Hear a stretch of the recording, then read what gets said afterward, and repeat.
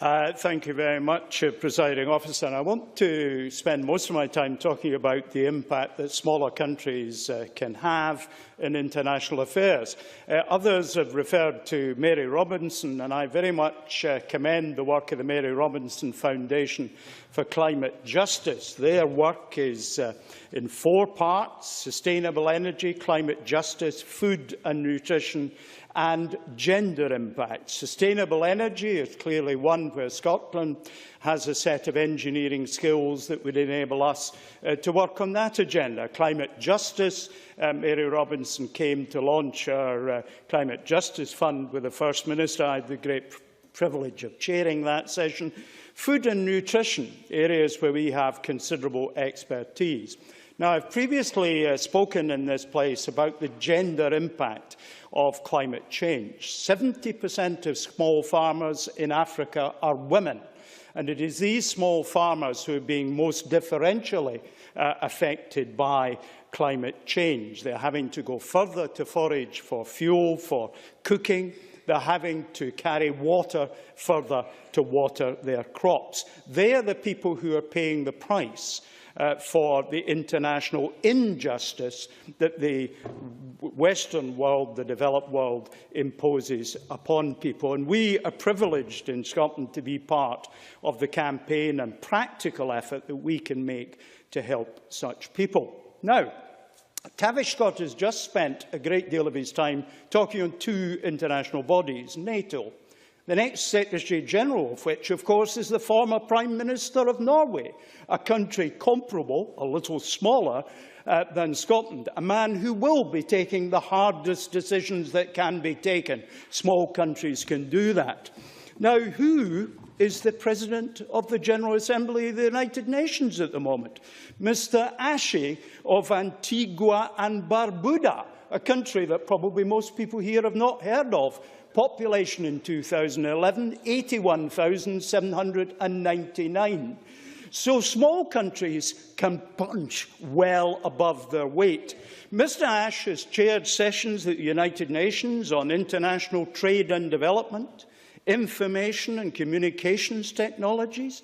In the 71st plenary session where he's been on in the chair, they've had discussions on the international financial system. They received keynote reports from a New Zealand-led politician.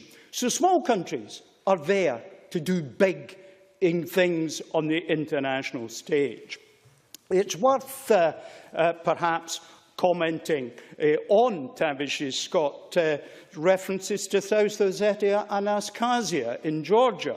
Georgia is certainly a country under threat. The Russians came into Abkhazia in the late 90s, South Ossetia more recently. And when I visited Georgia twice in 2006 as an opposition member, I met the government and actually got them to change the law in relation to language, which I was very pleased about indeed.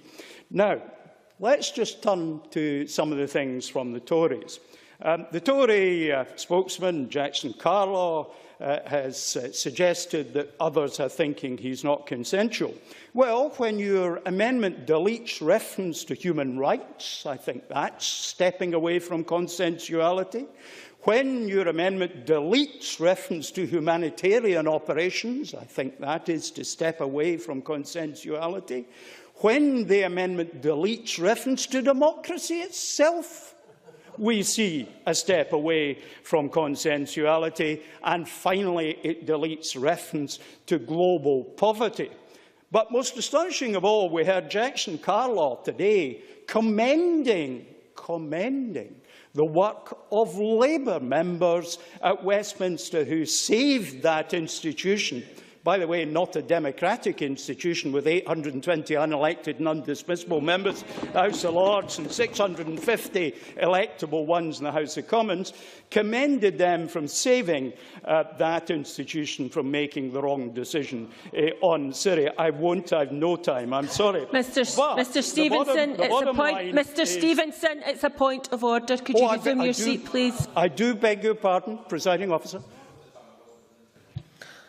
Apologies, Mr Stevenson. It was cited as a point of order. Please continue. That's fine. Thank you, Presiding Officer.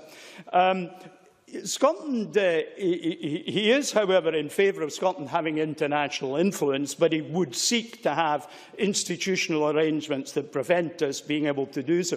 As a minister, I attended as a member of a UK ministerial delegation 25 separate occasions in Europe and around the world. Only once did I get to speak on behalf of the UK, and that was in Poland at their economic conference for the very simple reason that the UK sent only one minister, and that minister was me.